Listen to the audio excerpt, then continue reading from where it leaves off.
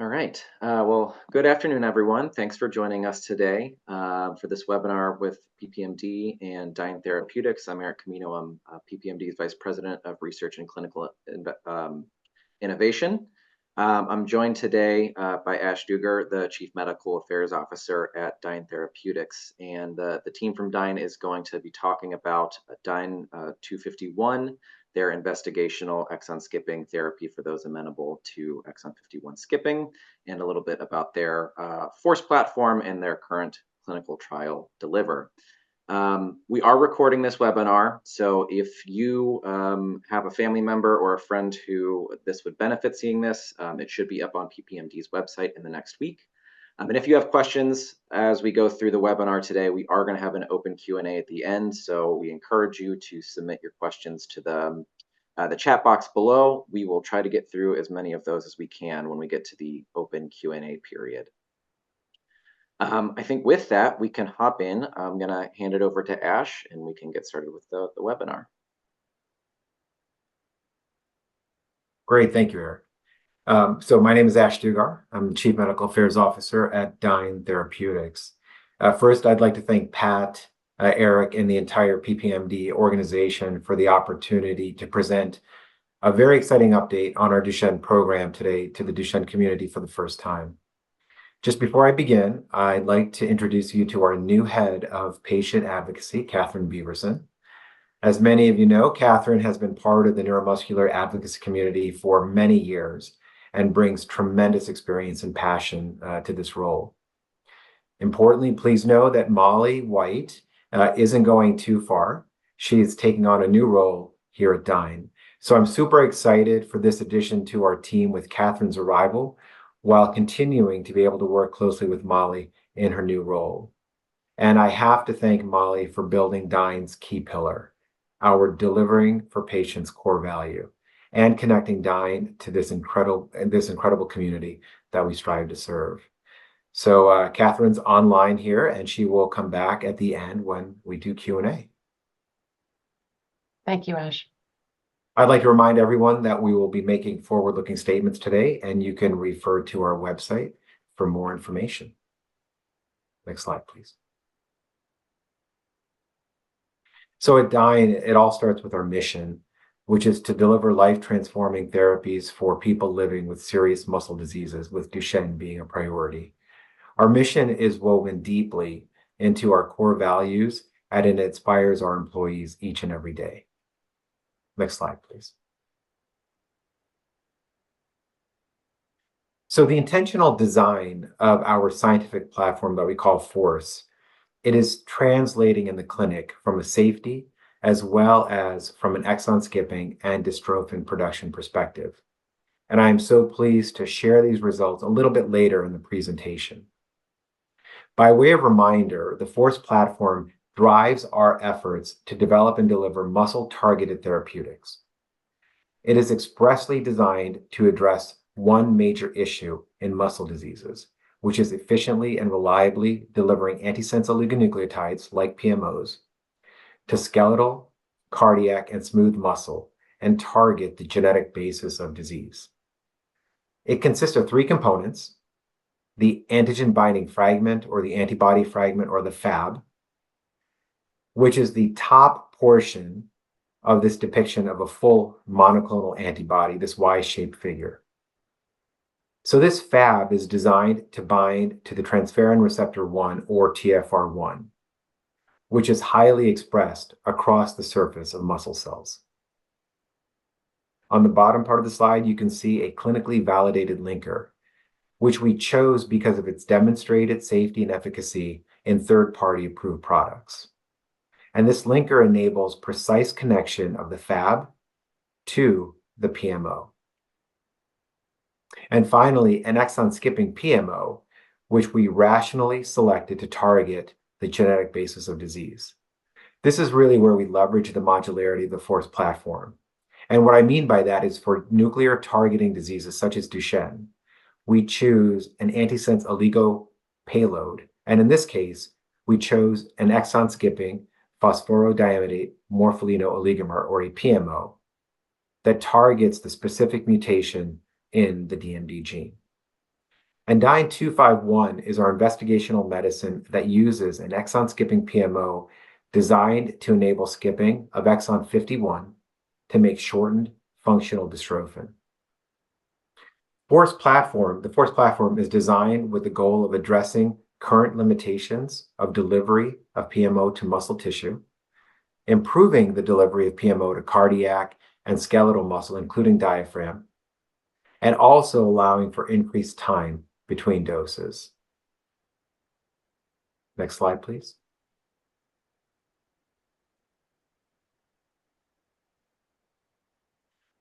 So the mechanism of FORCE is different from other approaches.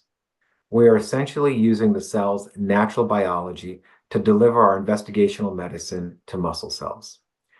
Our Fab binds tightly to TFR1, as I mentioned earlier, and TFR1 is highly expressed across the surface of muscle cells, including skeletal, cardiac, and smooth muscles. And so the Fab acts as a kind of key that unlocks the TFR1 receptor and allows our PMO to enter skeletal, cardiac, muscle to target the genetic basis of the disease at the level of the nucleus. So the FORCE platform harnesses this natural mechanism of TFR1 receptor mediated delivery to transport the PMO across the cell membrane. This is differentiating because we are not using any membrane destabilizing agents to deliver the PMO into the cell, or as depicted here, you can see leave the endosome and travel to the nucleus. By targeting muscle specifically by using TFR1, we have the potential for a wide therapeutic index, resulting in less frequent dosing and chronic administration. Next slide, please.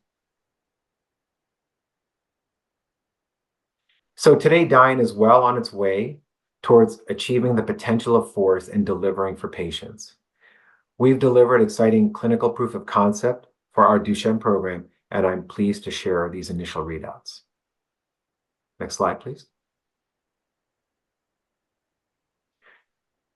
Importantly, prior to starting our DYNE-251 clinical development program, we proactively obtained expert feedback. We engaged key opinion leaders, or KOLs, from various disciplines, including pediatric and adult neurology, cardiology, physical medicine and rehabilitation, pulmonology, and physical therapy. Importantly, we've gathered this feedback from across the globe.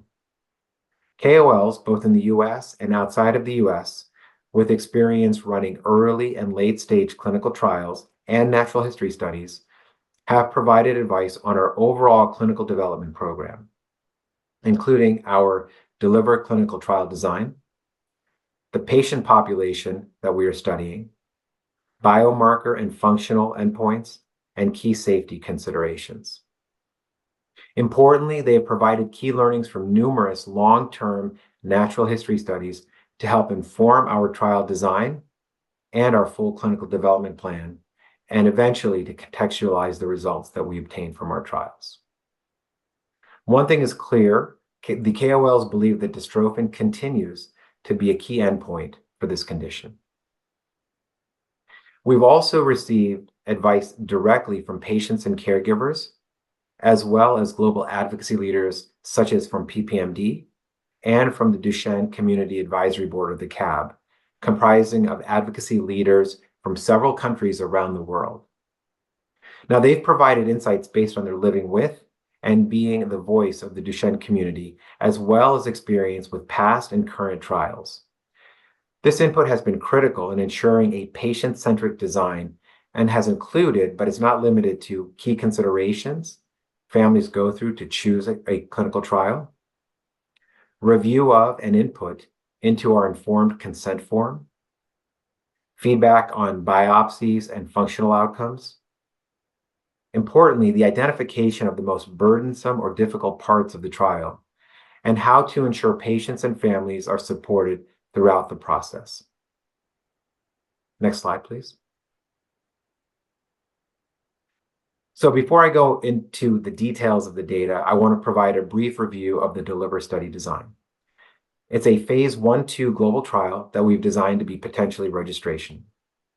The trial is enrolling ambulant and non-ambulant males with Duchenne who are aged 4 to 16 and have mutations amenable to exon 51 skipping. Patients who have been previously treated with an exon skipping therapy can enroll and deliver after a 12-week washout period. The primary endpoints are safety, tolerability, and change from baseline in dystrophin levels as measured by Western blot. Secondary endpoints include measures of muscle function like NSAA and time function tests and exon skipping. We also have wearables to allow collection of data such as stride velocity. Next slide, please. So the DELIVER trial consists of 4 periods. There's a 6-week screening period, a 24-week multiple ascending dose or MAD randomized placebo-controlled period, a 24-week open label extension, and a 96-week long-term extension.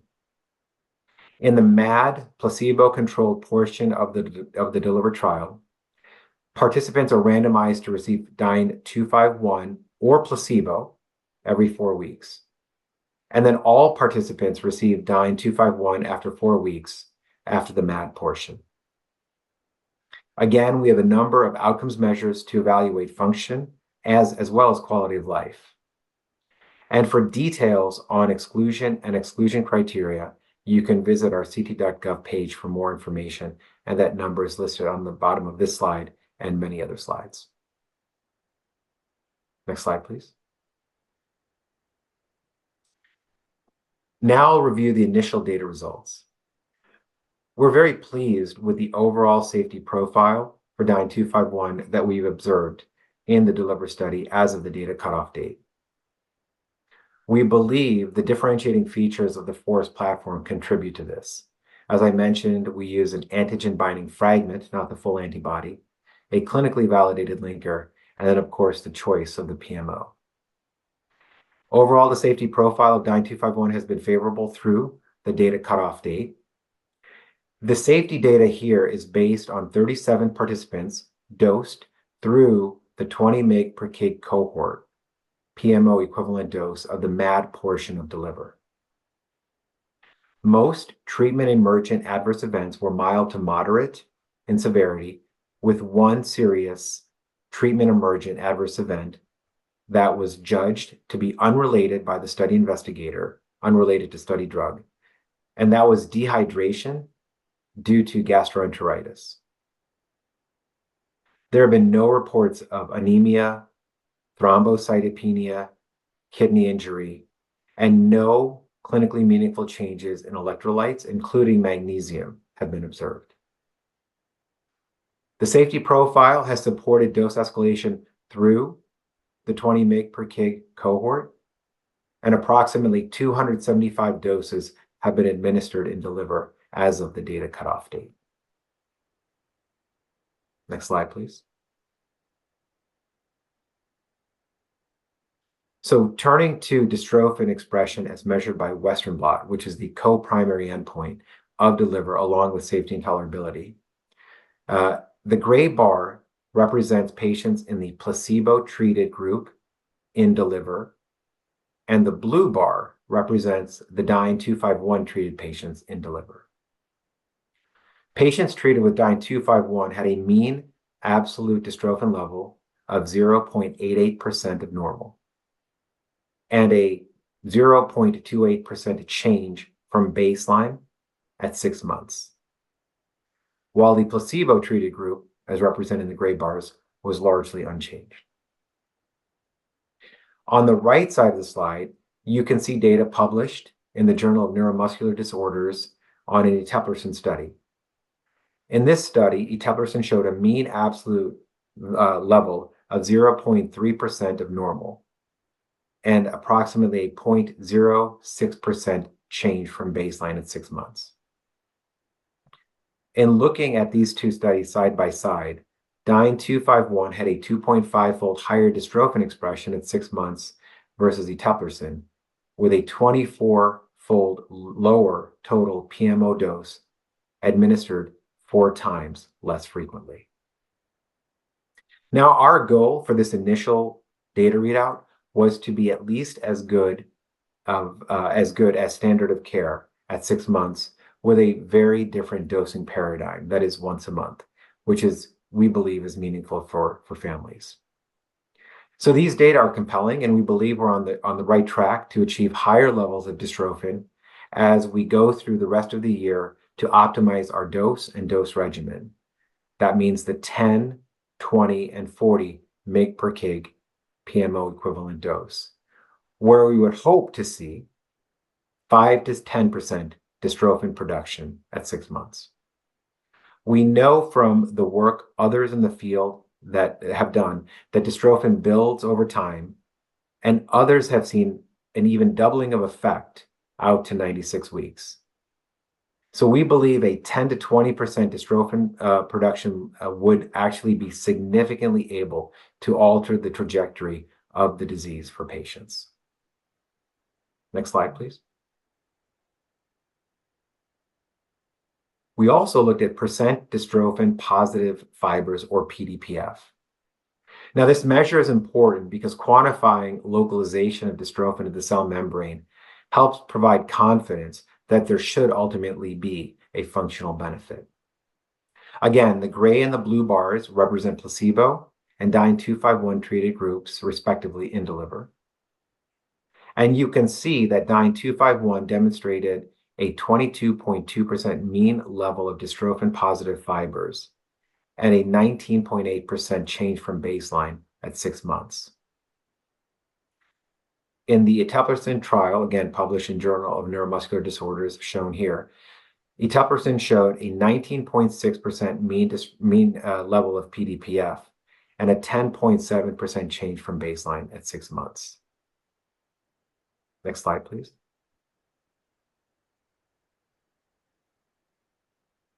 So to summarize these data, at this initial 5 mg per kg dose given every 4 weeks, DYNE-251 showed a compelling profile versus published data from eteplirsen standard of care at 6 months.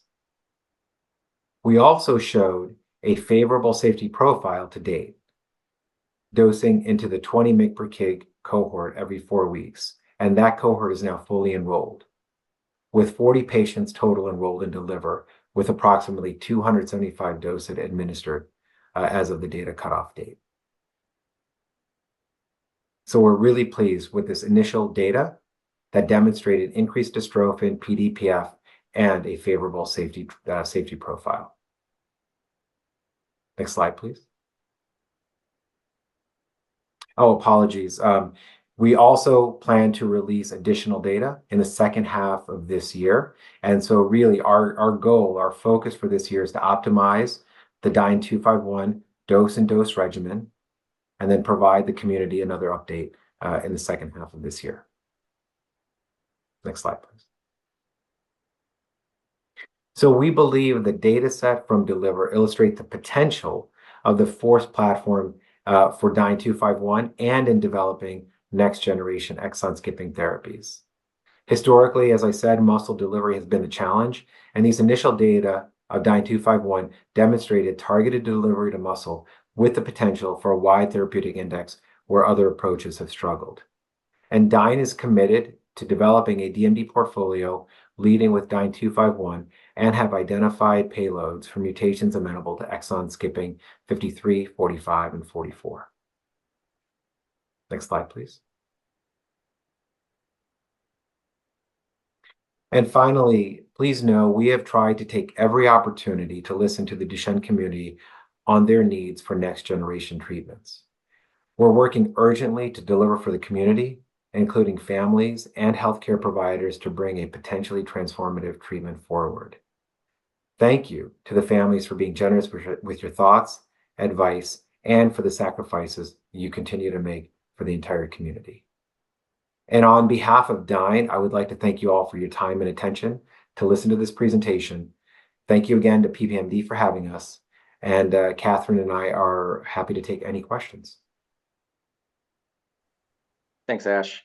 I think, yeah, we have a number of questions that came in through the chat, and I might have us go through a couple of the slides just to clarify. And before we do that, I just wanted to express as well, we were really grateful for all the work that Molly White did for the Duchenne community. Glad she's still, working hard at Dyne, and then very excited to have Catherine on the team as well. Catherine was always a really strong advocate for the Duchenne community with her time at Pfizer. So, have a good one on the team. So, Thank you for that. um, if we can hop back to slide 4, I'm just going to go through a couple of things for some clarifying, and this will line up too with some of the questions I think we had submitted and from before. So just to is kind of, a reminder, can you just talk through again the difference here between if someone is delivering, we'll say, naked PMO versus one of kind of what we sometimes call these next generation ones where you have this kind of conjugated portion with, for in your case, the Fab. Sure, sure. So, there have been, the sort of these first generation PMOs that have been important for the community, for healthcare providers, and really advancing our understanding of antisense oligonucleotides just more broadly. Their biggest challenge when they're delivered intravenously has been really being able to penetrate the cell membrane, the muscle cell membrane, and getting in to the cell, and then getting that antisense oligo, that PMO, into the nucleus. The majority of those molecules are really excreted, and they're not able to get into the cell to do what we know they can do, because we know exon skipping does work. So that's been the challenge of these naked or unconjugated PMOs. So many, Dyne and many other companies are undertaking these next generation therapies with trying to address this issue of getting enough of the PMO into the cell. So, our approach is this receptor mediated delivery. So just to dig in a little bit more into the TFR1, the transferrin receptor 1, its function in our bodies is really around iron transport. It's to help maintain iron homeostasis. So, we have decided to use what the body has already has provided on the surface of muscle cells to be able to develop this antibody that's engineered to bind tightly to the TFR1 and use that to pull the PMO into the cell and eventually having the PMO travel to the nucleus. Other modalities, such as cell-penetrating peptides, utilize a different kind of mechanism to drive the PMO into the cells. And I think, what we, one of the big reasons that we use this particular mechanism is that we don't need to destabilize the membrane to get the PMO into the cell or leave the endosome to get to the nucleus. We don't have to have pores or holes created in the membrane.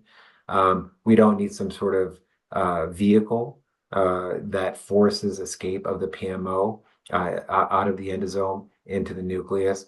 So we're really utilizing what the body provided. And then, these receptors are recycled very quickly.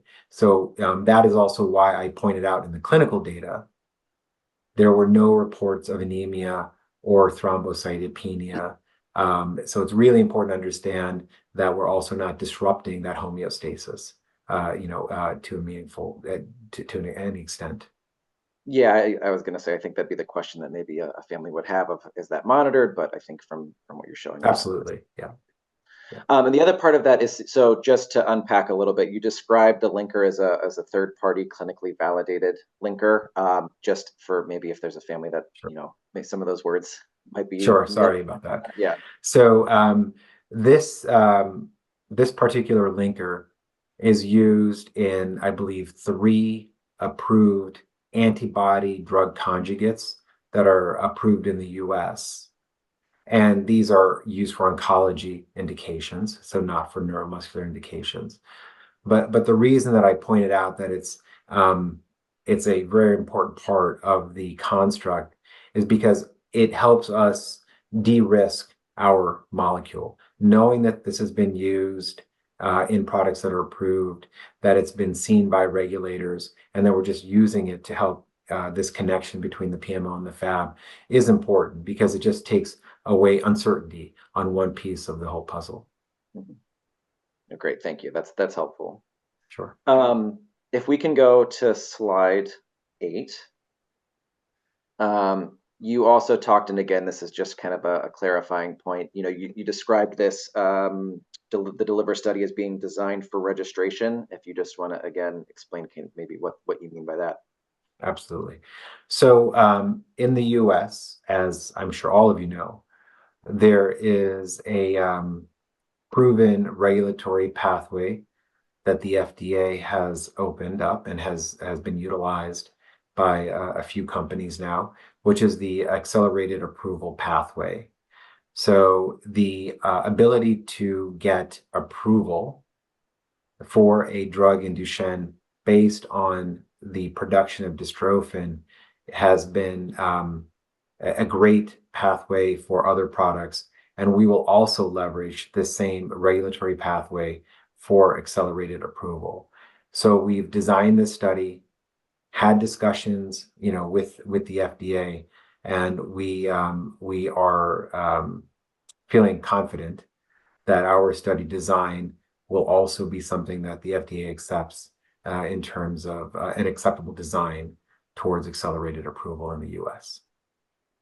Great, thank you.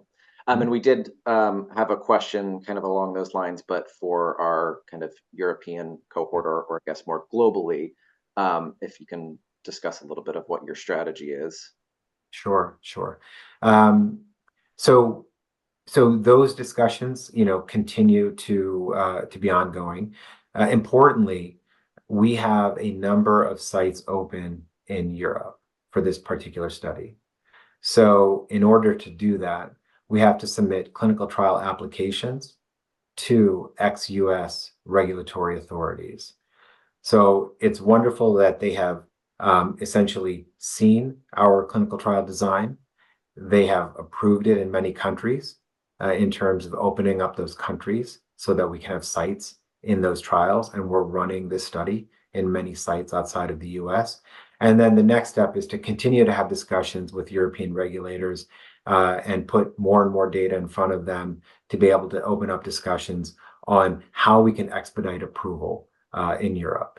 And so, as we get more clarity on those discussions and as I can provide some deeper insights, I will. But right now, those discussions are ongoing, and it would probably be a little early to talk about that in detail. Great, thank you.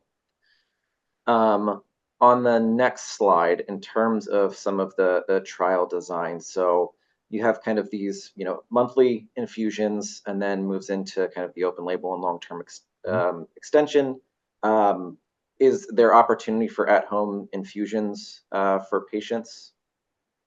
So currently, currently the way we are running the study, we do not allow for home infusion of DYNE-251. As you can imagine, the first thing is this is a first in human trial. We want to monitor safety and tolerability, very, very carefully. This is the first time our drug has gone into individuals. So just from the perspective of ensuring that we are sort of prioritizing our primary endpoint of safety and tolerability, we are requiring all of those infusions to be in clinic. We want to be really thoughtful about what we're seeing pre-infusion, during infusion, we want to be really thoughtful and make sure we're looking at all of these events carefully if there's anything going on. And again, right now we have a very safe and tolerable drug based on the data that I've shown to date. And so we're really pleased with it. But again, this is a phase 1/2 safety tolerability study. So we just want to be very mindful of ensuring that we're monitoring things carefully. But the plan, of course, would be to have home infusion possible with DYNE-251. We know this is something that's really important to families. It's important to us. So we definitely have that in the plans. Great, thank you. And then maybe the next, I think maybe the next slide after this one, or we can go one more maybe. We had some questions around some of the increases in dosing and kind of questions related to that. So maybe we can stay on here for a second. One of the questions being kind of as you are increasing the dose, you talked a little bit about hoping, getting to that range of 10% to 20% of dystrophin being produced through exon skipping being beneficial. Do you have from some of your preclinical data kind of at what point with Dyne you kind of get to that, we'll say saturation where steady state of dystrophin expression? Yeah, so it's a really great question. So based on the literature and based on our own preclinical data, uh, we know that in general in humans, and this is really based on other studies, but that dystrophin may take anywhere from 100 or 150 days to reach steady state. So when we look at what we're producing now in terms of dystrophin at the 5%, at the 5 milligram per kilogram dose, we have what we call a PKPD, a pharmacokinetic pharmacodynamic model. And so currently what we're seeing at 5 mg per kg is within exactly where our modeling had predicted. And so as we look further ahead, as I said, at higher doses, 10, 20, 40 mg per kg, we refined our model with the data we've accumulated. That's also informed by our preclinical data. And so we hope to see as we get to those higher doses that in a 6-month period, we see 5 to 10% dystrophin. And then if one were to sort of model that out further, and this is based on what we've seen with current approved exon skipping drugs, you may see a doubling of effect. So we're hopeful, again, that we get to that 10 to 20% dystrophin level. So really targeting 5 to 10% dystrophin at a 6-month time frame with our higher doses. And then, as you project out, assuming dystrophin continues to accumulate over time, that could double. Great. No, thank you. That's a helpful explanation. And I think also answered one of the questions we had on the dosage dependent dystrophin changes and kind of the optimal dose, which that's part of what this study is Exactly. designed to help tell. To follow on from that, for those patients who are in the open label extension, as you go through the dose escalation, will those patients stay on the dose they were at in the trial, or will they, based on the data, increase their dose? Yeah. So, what has been happening to date is that patients that are coming off of the MAD portion go on and all receive drug in the open label extension, first of all, and then they can escalate to the next highest safe dose. And so, I'll just back up a little bit. I didn't go into this here in today's presentation, but we have a starting dose of 0.7 mg per kg in the US PMO equivalent. And outside of the US, we have a starting dose of 5 mg per kg PMO equivalent. So the US and ex-US regulators, evaluated, what we put in front of them a little differently, and we had to start at a more conservative dose in the US. And so the dose escalation in the US is just going to take more time, frankly. And so, but we are running the protocol as designed. Great, thank you. And then if we hop to the next slide, just kind of following on a similar train where you were talking through kind of the biodistribution piece here, either from clinical data or expectation, do you expect kind of the percent of dystrophin positive fibers to increase as you increase the dose as well? Yeah. So that's right. So similarly, we would expect the percent or the PDPF numbers to increase over time with the accumulation of dystrophin as well. The data around this, the historical data from other PMO drugs, is a bit more sparse. And so the ability to model this out is a little more challenging than modeling out percent dystrophin. But we do expect this to increase over time and also increase, obviously, with higher doses as well. And then we did have some questions around kind of functional assessments, if there's any correlation between physical activity and exon skipping or dystrophin expression, as well as I think with this kind of what functional data are you collecting? I know you said the second half of 2024 you'd be able to share some more. Do you think you'd be able to share or will be sharing functional data? So really, we haven't committed to exactly what data beyond safety, tolerability, and dystrophin we would share in the second half of this year. But we would like to get to a place where we can share some functional data as well. But we just haven't committed to exactly what data we're going to show.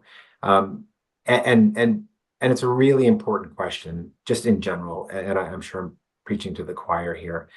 The ability to correlate the biomarker, dystrophin in this case, the change in dystrophin over time, correlating that to the change in key functional outcomes over time is critical. It's something that's been very challenging, and frankly, it hasn't been demonstrated with current PMOs. And it's something that we are keenly aware of, and we think it's really important to be able to show that correlation of change in those two parameters over time.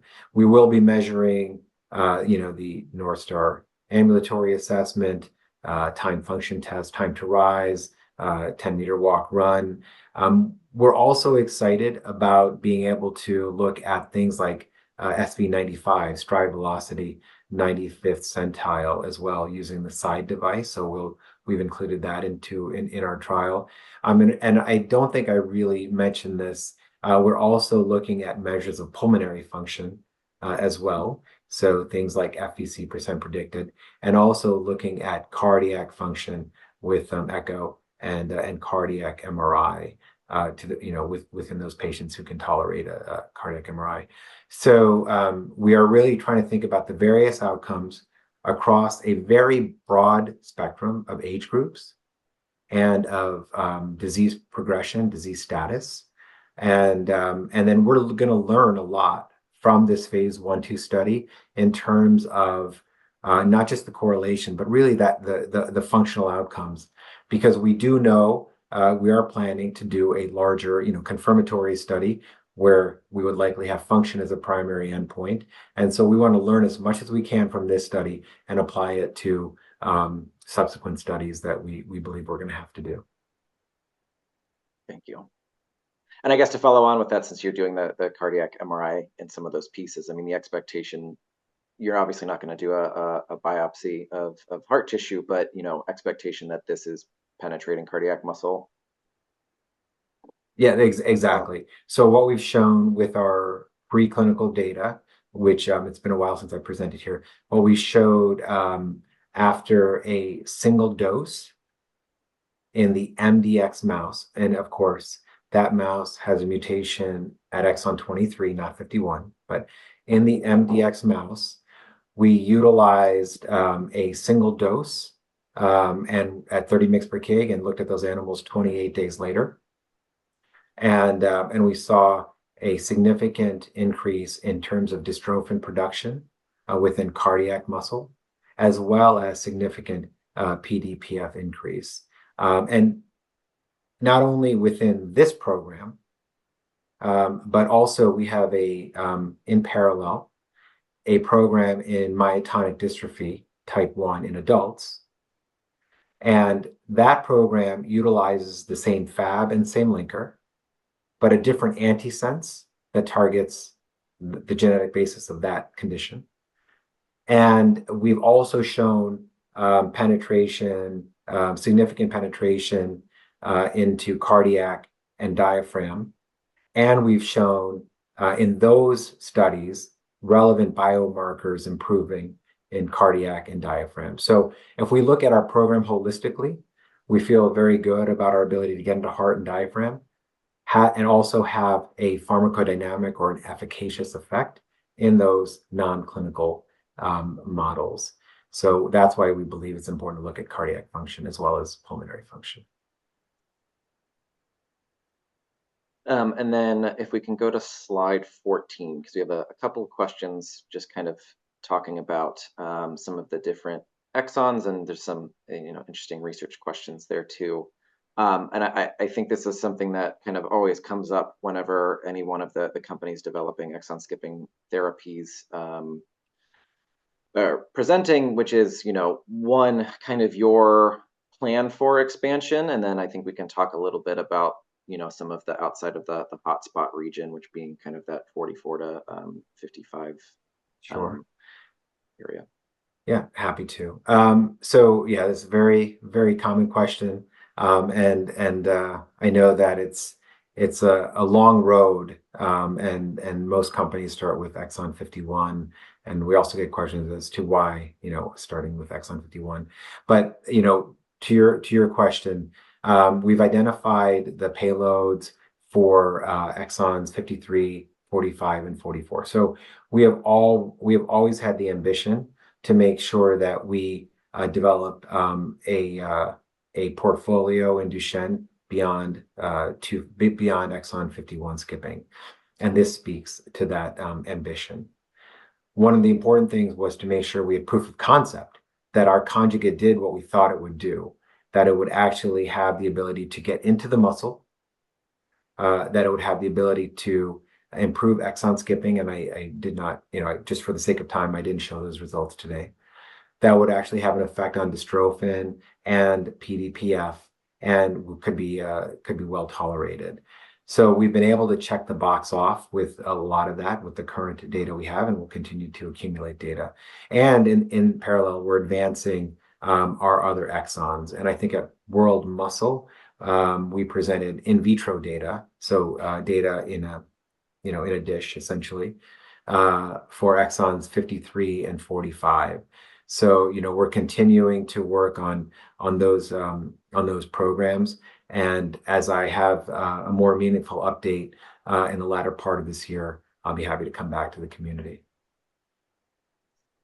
And to follow on that, we did have a question kind of around timing and speed. So if things went well with 251, kind of how fast you'd be able to undergo similar trials. And I think there's a question that I see when I'm talking with families, or that comes up sometimes at conference of, you have these sequences, you have this Fab fragment that is being tested currently, you have this linker that's being tested currently and has other data from other clinical trials. Exactly. Why can't we just swap out the PMO, the sequence, and kind of do this in, a platform trial or something, and run these kind of quickly through and test them? Yeah, it's a great idea. And every time I'm asked this, which is I think every time I'm on here, I give an answer that's probably not entirely satisfactory, because I only have part of the picture, from the industry side, and I think the other part, at least one other important part, is what the FDA believes can be done or should be done in these situations as well. So I'll give you sort of the our perspective. We agree. We think that one, we're using the same Fab and linker across programs, and we've accumulated safety data from both of those programs in the clinic. So that should help inform much of that safety profile of the platform that we're using, our scientific platform. So we hope that we can actually make that argument to accelerate the regulatory discussions for both of these programs. And then to your question about does this help us accelerate to other exons? We hope it does. I mean, we are going to go in and talk to regulators about what can we leverage from the data that we've generated from DYNE-251 for other programs. How can we expedite the development? And to date, historically, what has happened is the FDA has required separate clinical trials for each exon. So for exon 53 skip amenable mutations, separate clinical trials, and for separate companies. So, 53 skipping drugs that had to go through, separate trials for separate companies. Exon 45, same thing. It's very possible it's looking like exon 44 is going to have to go through a separate trial. So I think that, can we somehow streamline the need for, yet additional clinical trials for each of these exons? Because that does take a long time, right? As you go from 51 to 53 to 45 to 44, there are, according to the epidemiology, there's just less individuals available for clinical trials. So patient identification, stratification to make sure you're, thinking about the baseline characteristics appropriately so that you give your treatment the best chance of seeing an effect is important, right? We've seen struggles with companies where maybe their baseline demographics haven't matched up, and that you can see, kind of what happens at the end of the trial. So it's really important for us to be able to have those discussions with regulators, along with other companies, on how to streamline these programs. Because right now, what's been happening is trial after trial after trial after trial, and it's all been individual packages, non-clinical, individual clinical packages, and then everything runs very independently. So we're going to try to do what we can to leverage our platform and the DYNE-251 data to accelerate the development of our other exons. Thank you. And then there was an interesting question on kind of looking at, I think, a little bit more of a maybe research and development type question of how Dyne's thinking about things like for individuals where maybe there needs to be 2 exons skipped in order to restore the reading frame. Is that something that you've looked at or considered? Obviously, the first effort is to try and get the dose here and figure out kind of what would work best, but just curious as to kind of how you think about those approaches. Yeah, no, it's a really good question. Right now, we, as you just alluded to, we've been exploring and trying to move forward the DYNE-251 program to make sure to validate our approach. We have had, maybe some internal discussions, but I wouldn't say really we've started to do any work on double skips. For example. What I would say is there's been some work done, not at Dyne, on duplication, especially duplication of exon 2. I think Dr. Kevin Flanagan has done a tremendous amount of work in this space and has shown some promising results. And more broadly, I think there is hopefully going to be data that's generated by some academics that show how exon skipping drugs can actually be beneficial for those individuals with duplications, duplications of 51 or 53, 45. And so I think that there is also value in being able to explore what exists and what is upcoming to help with patients who have duplications in specific mutations. Great. And then there was a kind of a logistics question around some of the trial piece, that if you were to get, accelerated approval in the US and still have sites ongoing in Europe, would you, just asking if you'd continue to provide, the treatment in those instances?